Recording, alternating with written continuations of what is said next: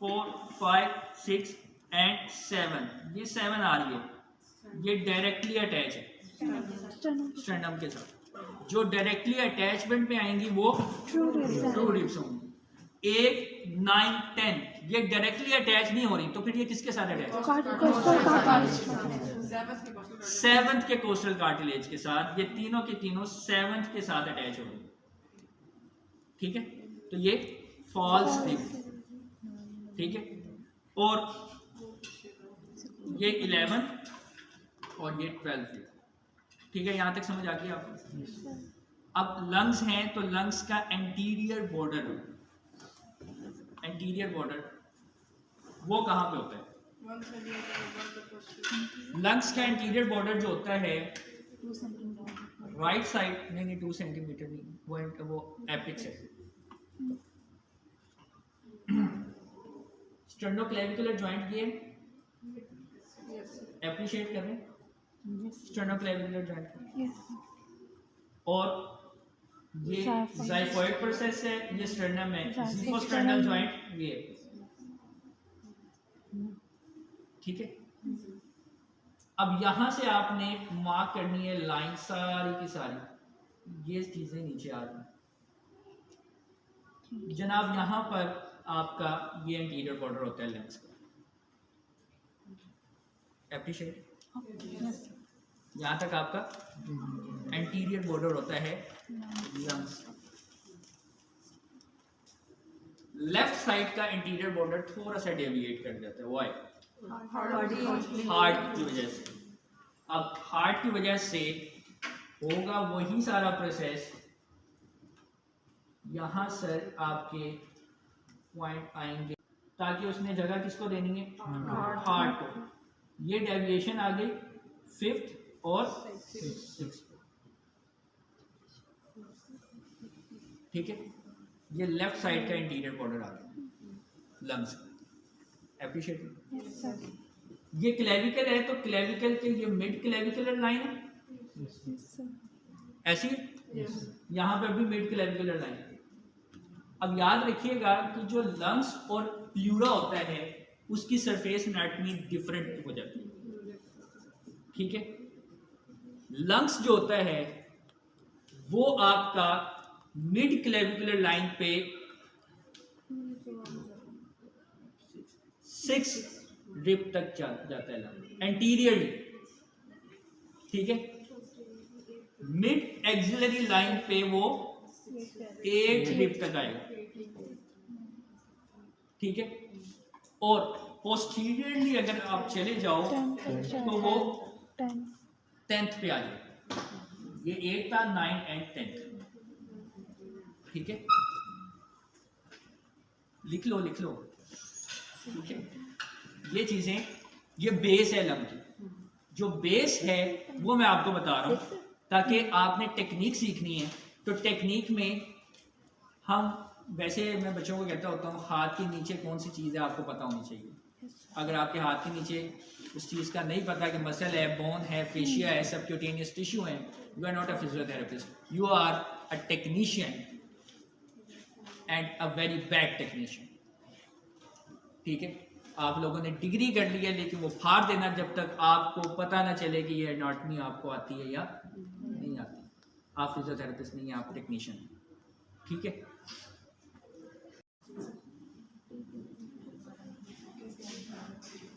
T10 तक आपका posterior border होता है, ठीक है। समझ आ गई? अब एनी वन ऑफ यू जो C6 और C7 को डिफरेंशिएट कर ले।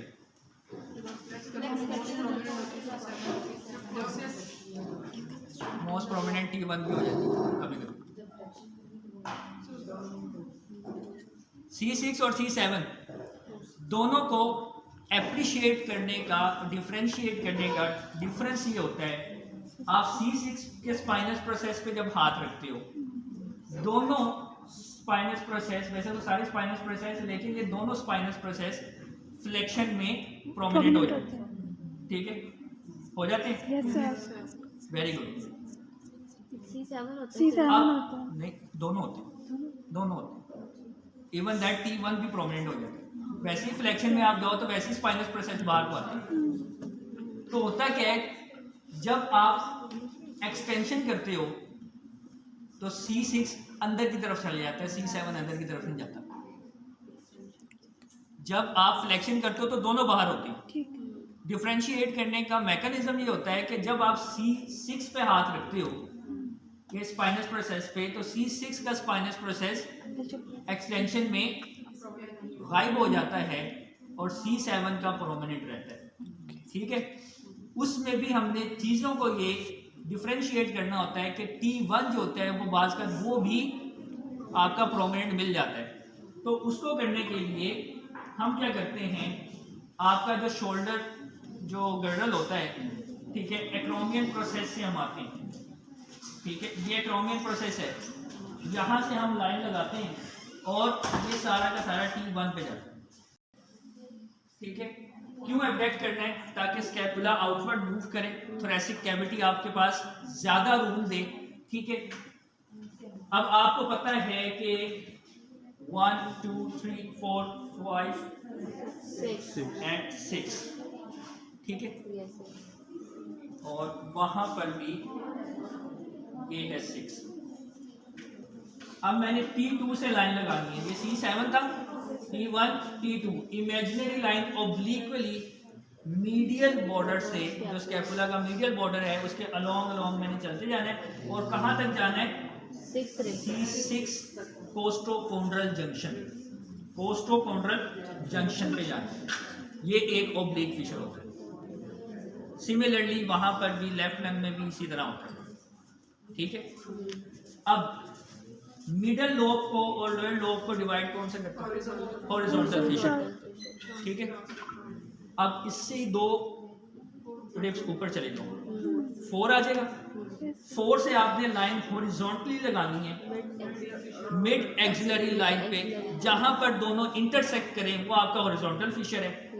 तो सरफेस एनाटॉमी से आपको पता लग गया कि राइट साइड का जो अपर लोब है, राइट साइड का अपर लोब है वो 1 2 3 4 डिप तक होते हैं।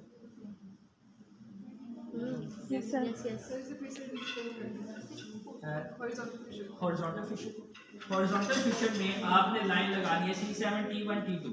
T2 को आपने माइंड में रखना है। T1 पे आप कब पहुंचेंगे, एक्रोमियन प्रोसेस से इमेजिनरी लाइन आप लगा देंगे। ठीक है, उससे नीचे आ जाएंगे तो T2 से आपने इमेजिनरी लाइन लगानी है और मीडियल बॉर्डर से अलोंग जाना है मिडल लोब 4 to 6 रिब तक, 6 से नीचे आपका लोअर लोब। ठीक है, लेफ्ट साइड की बात करें तो वहां पे मिडल लोब नहीं होता। ठीक है, वहां पे मिडल लोब नहीं होता, तो कौन सा पोर्शन होता है, लिंगुला होता है। ठीक है, तो उसमें आपका 6 रिब तक अपर लोब होता है एंड देन नीचे लोअर लोब होता है। तो इससे हमें ये अंदाजा हो गया कि अपर लोब ज्यादातर एंटीरियरली शो करता है और लोअर लोब पोस्टीरियरली शो करता है। जो लोअर लोब होता है दोनों साइड्स पे, वो साइड पे जाके लगा होता है।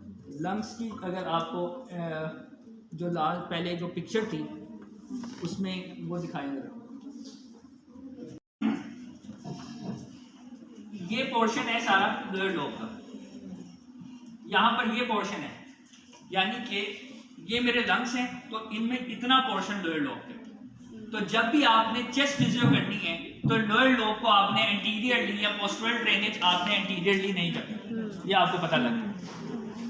ठीक है, एंटीरियरली आपने अपर लोब को और मिडल लोब को टारगेट करना, लोअर लोब को आप टारगेट एंटीरियरली नहीं करोगे, ये सरफेस एनाटॉमी। ठीक होगी बात, समझ आ गई। एक और चीज, क्योंकि पोस्टरल ड्रेनेज है वो हमारी इस तरह गुजरनी है, अगर ये समझ आ गई तो